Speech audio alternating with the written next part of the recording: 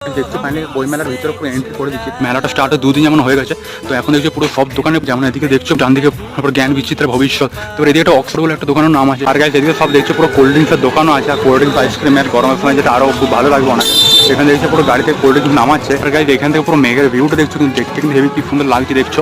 এটা কিন্তু ক্লাস 7, 8, 9 এখন পড়েছিলাম ভূগোল বই, কি মেঘটার নাম ছিল, বাট এখন ভুলে গেছি।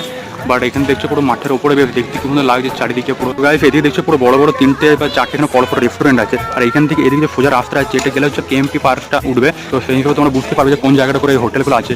এখানে একটা আছে, তারপর ওইদিকে পরপর এখানে 4টে বড় বড় দোকান আছে, তোমরা যেখানে এসে মন খেলে খেতে পারো। গাইস আর আগে এদিকে লেফট সাইডে দেখছো পুরো গাটিয়া ফাটিয়া, তারপর খাজা গজা যেগুলো হয় অনেক রকমের নিমকি টাইপের এখানে থাকে। তো এগুলো তোমরা যেদিকে এন্ট্রি করবে সব এন্ট্রিতে পুরো স্টার্টিংই থাকবে। যেমন এদিকে পুরো কেএমপি পার্কের সোজা দিয়ে স্টার্ট হচ্ছে, এইদিকেও আছে। তাছাড়া যতগুলো এন্ট্রি আছে সব এন্ট্রিতেই এই গাটিয়ার দোকানগুলো, নিমকি দোকানগুলো থাকবে। যেমন এদিকে একটা এন্ট্রি আছে, এদিকে গিয়েও এই জায়গাগুলো দোকানগুলো আছে।